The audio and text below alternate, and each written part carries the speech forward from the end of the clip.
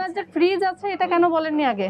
আপনার তো নিচের ফ্রিজটা আপনি শো করেছেন, উপরে যে এই যে বাসি খাবার সংরক্ষণ করছেন সেটা কেন বলেননি? আর কি নোংরা একটা ফ্রিজ, দেখেন তো, দেখেন তো কি অবস্থা। আসসালামু আলাইকুম, আমরা ভোক্তা অধিদপ্তর থেকে এসেছি। কিচেনটা একটু দেখতে যাচ্ছি। হ্যাঁ চলেন, একটু সহযোগিতা করবেন। এগুলো একটু বের করেন তো, কি আছে দেখি। এগুলো কি খুলে দেখান। মশলা প্রতি মাসে পরিষ্কার করেন?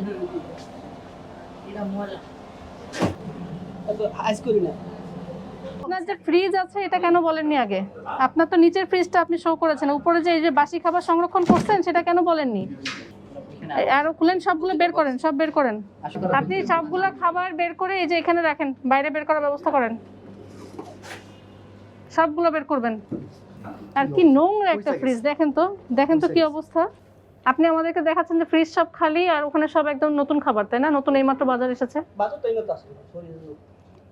আপনি শুনেন, আপনার এত বড় প্রতিষ্ঠান, রিউজ করা বোতল মানে করা যাবে না। এই বোতল পানি খাওয়া হয়, এটাই আপনি আবার ইউজ করতেছেন, এটা তো করা যাবে না। দ্বিতীয়ত হচ্ছে আপনি বুড়ানি ফ্রিজে রাখছেন, ডিপে রাখছেন, নর্মাল ফ্রিজে না, ডিপে একদম কাঠ হয়ে গেছে। এটা এইভাবে রাখে বুড়ানি? স্টাফের খাবার কি আপনি এরকম কাঁচা মাছ মাছ মনে হচ্ছে পচে গেছে, একটু দেখেন তো কি অবস্থা ফ্রিজটা। আপনার প্রসেসিংটা যেটা রাখছেন সেই রাখার পদ্ধতিটাও ঠিক নাই। কাঁচার সাথে রান্না করা খাবার যে রাখতে হয় না, এটা আপনারা খুব ভালোভাবে জানেন, যেহেতু আগেও মনিটরিং হয়েছে। আপনাদের রাখার পদ্ধতিটাও ভুল। আর এটা কি রেখেছেন, এটা বলেন তো? তাহলে ডিপে ভাই, এটা ডিপে রাখা যায়? এটা কি ডিপে? ডিপে নরমালে থাকবে, যদি থেকেই যায় থাকবে।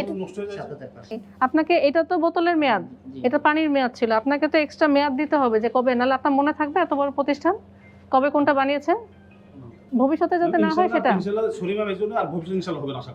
থেকেই আপনাকে এগুলো হচ্ছে এখন কিভাবে ডিসপোজ করবেন সেটা দেখেন, ফ্রিজগুলো সব ক্লিন করবেন।